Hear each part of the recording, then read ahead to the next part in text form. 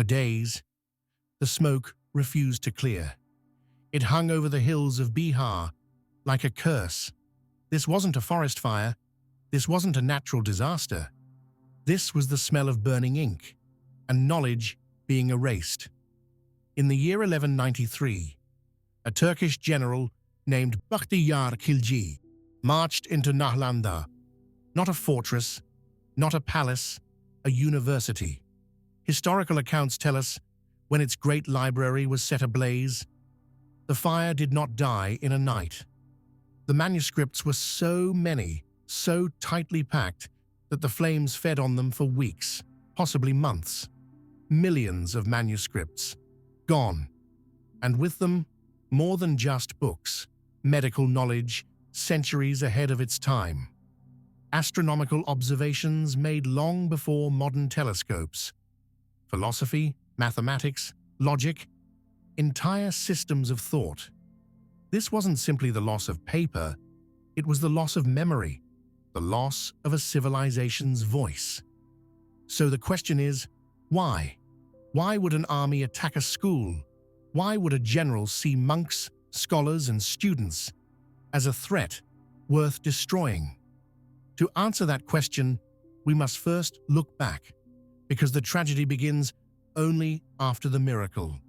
Nalanda was not merely a college, it was the world's first true center of global learning, and its story begins long before the fire.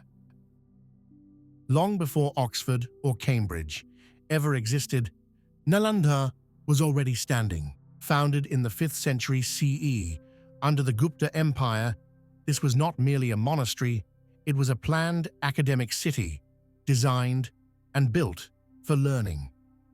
At a time when much of the world still built with wood and mud, Nalanda rose in carefully fired red brick.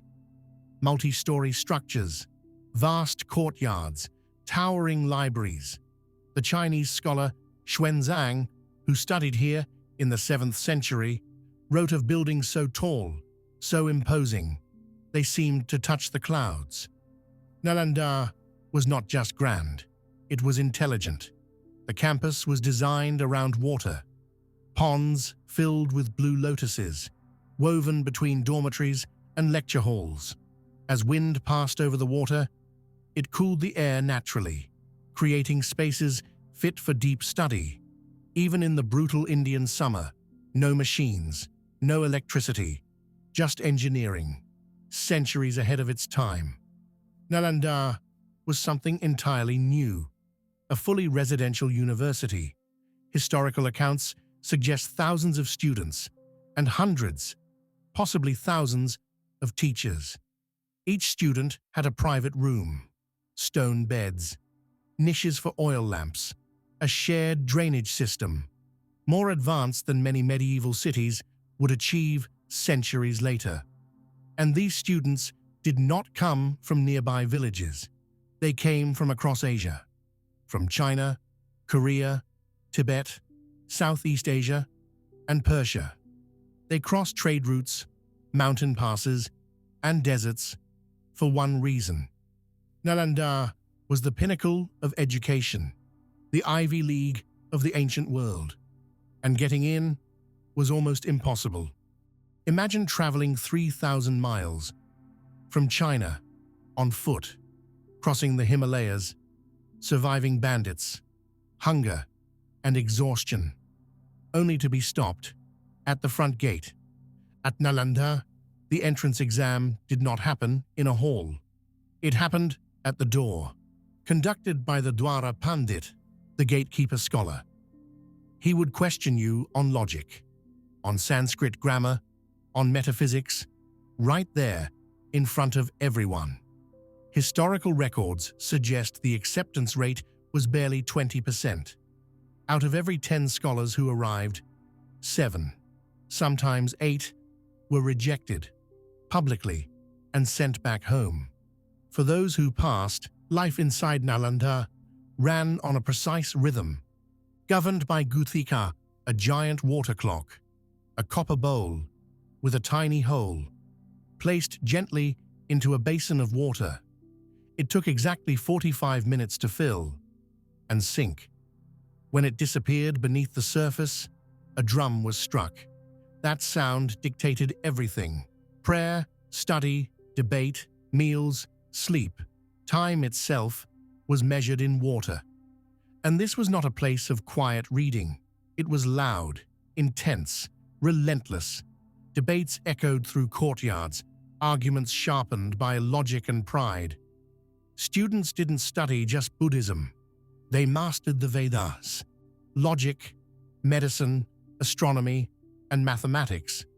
It is highly likely Aryabhata, the mathematician who formalized the concept of zero, once led Nalanda itself.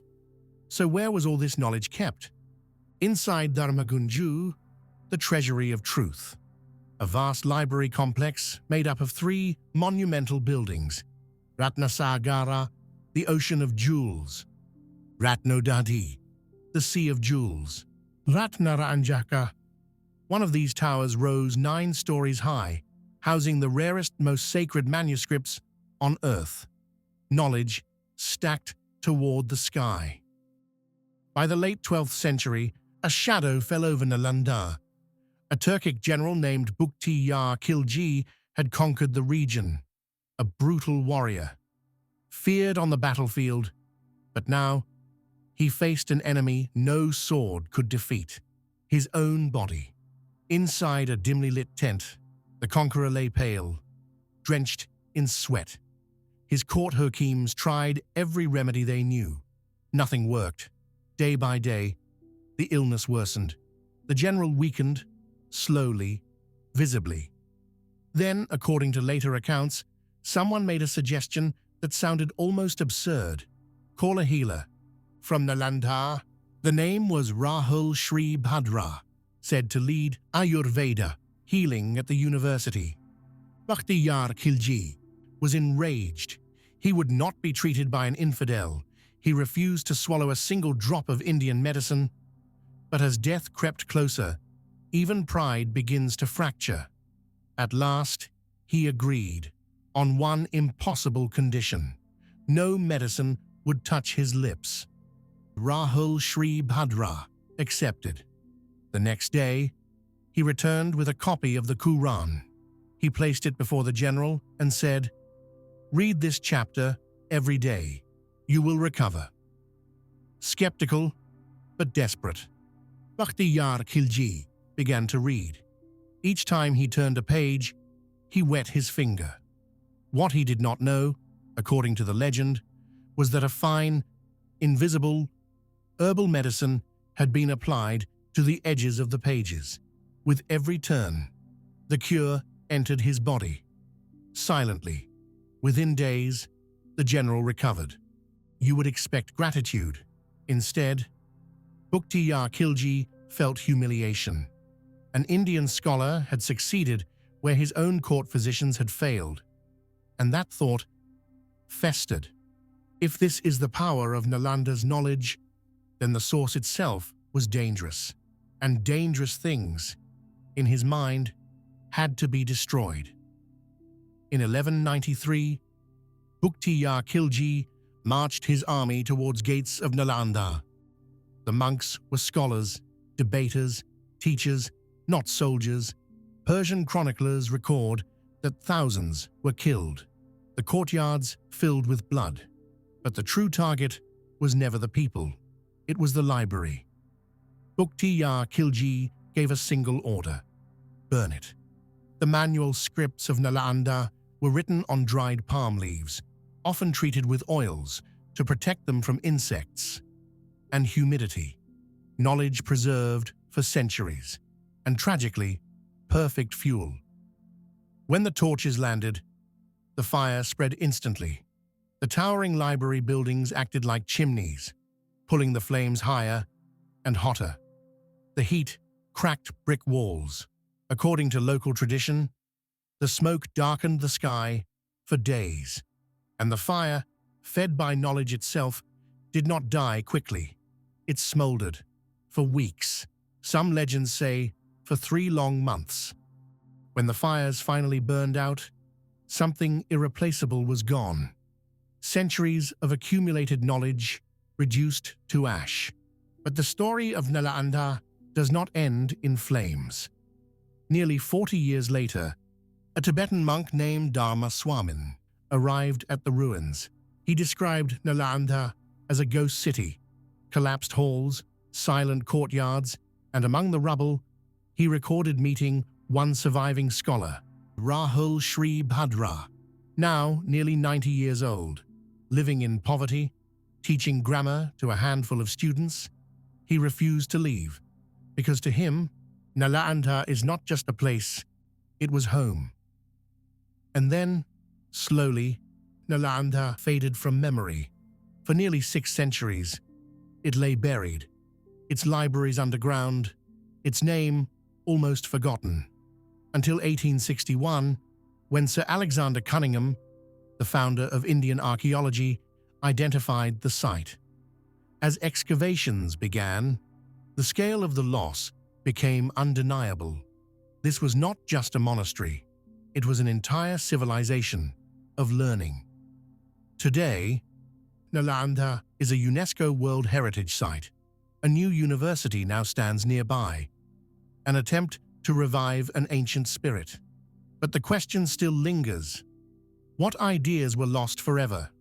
What discoveries never reached the world? And how different might history have been if even a fraction of that knowledge had survived? Nalanda teaches us something timeless. Knowledge is powerful, but it is also fragile. It takes centuries to build a civilization, and only a single moment of hatred to burn it down. If you want to uncover more lost chapters of Indian history, subscribe to the channel and tell us in the comments, what story should we uncover next?